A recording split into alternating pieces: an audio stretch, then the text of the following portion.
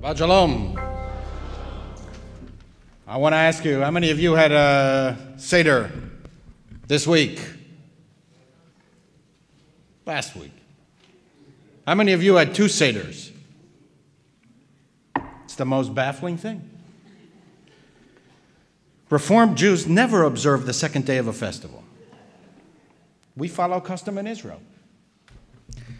The second day was added because during the temple period, news of the new moon, the new month, was communicated by messenger to diaspora communities. They didn't have Skype or email or text or Facebook or Twitter or what do they call that ancient form of communication? Telephone. And because news of the new moon was communicated physically by a person, the messenger might not arrive in time to far-flung diaspora communities to pinpoint the precise time that the new moon, that is, the new month, arrived. And in order to ensure that later in the month, that at least one day of observance of the festival in the diaspora conformed to the day of observance in Israel, the custom of adding a second day began. In this way, diaspora communities were sure that at least one of the 2 days that they observed was the correct date according to the authorities in Israel. But today, we've got smartphones, smart technology, and smart devices. We know the precise millisecond that sundown occurs anywhere in the world forever. So why observe the second day of the festival? After all, Jews in Israel, now the majority of world Jewry, they don't observe 2 days. That's the reason that we don't observe 2 days. Except, apparently, the first 2 days of Passover, when, for some reason, Reformed Jews become ultra-observant. And not only that, all of a sudden our Jews become observant about food.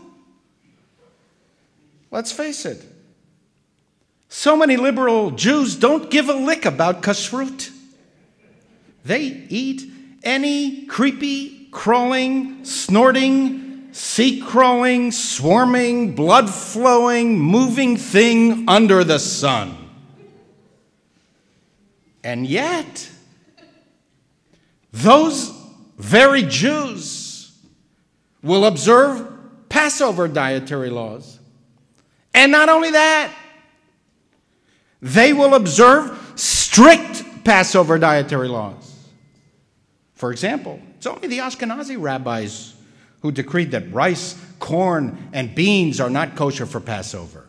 They were afraid that these foods would be confused with the restricted foods because they looked like the restricted foods. They looked like chametz. For rice, for example, being white, looked like leavened wheat.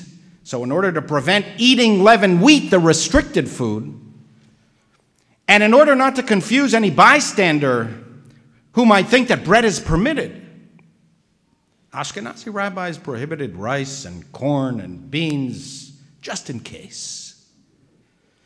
But Sephardic rabbis, they said, come on, don't be ridiculous.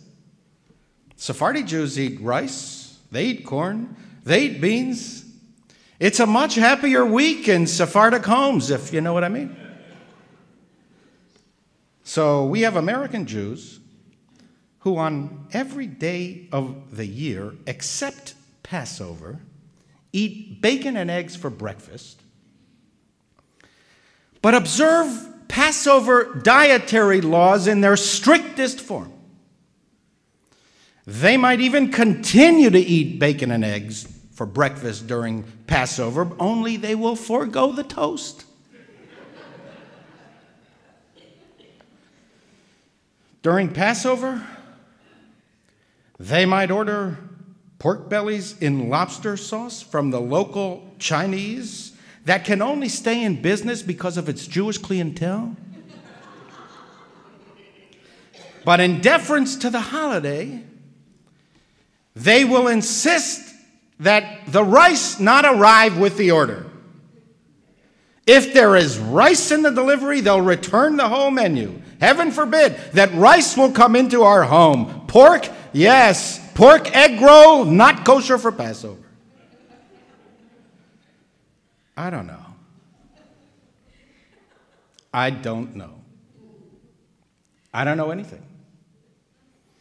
What I would like to believe is that even those of us who are ever so sophisticated, even those of us who at a press of a key can tell you precisely when Passover falls today, tomorrow, and for all eternity, even we want to sense the spiritual essence of life.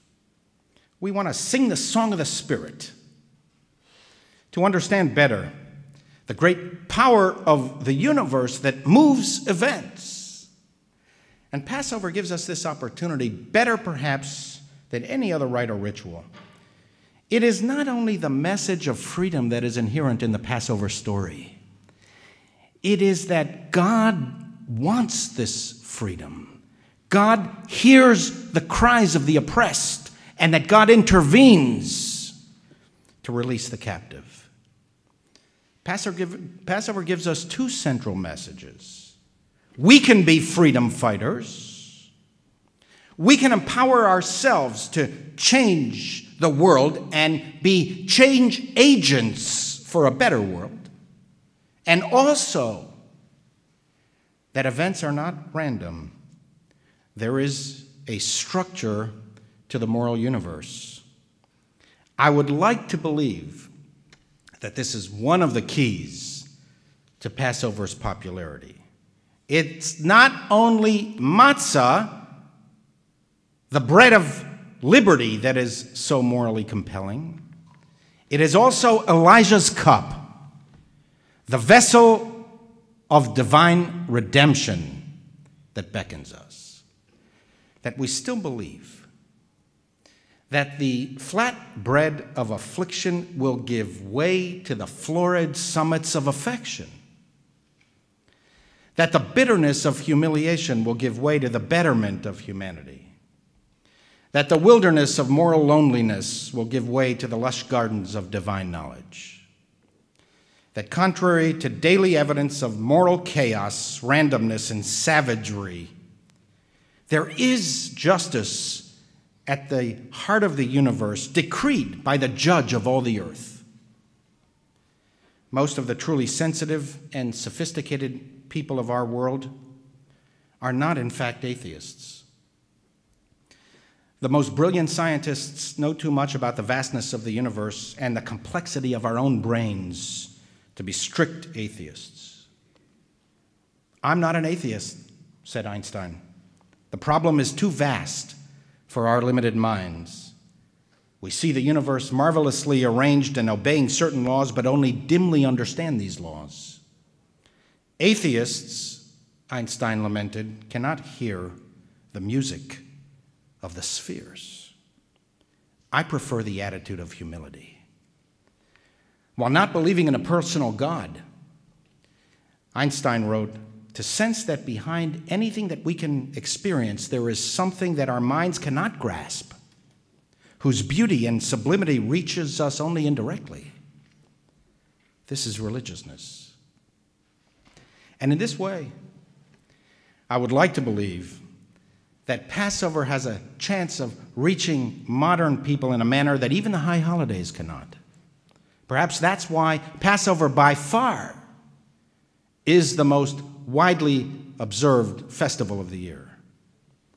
The Torah reading for the last day of Passover contains the Song of the Sea, that poetic exultation that burst forth from the people upon reaching freedom's side of the water.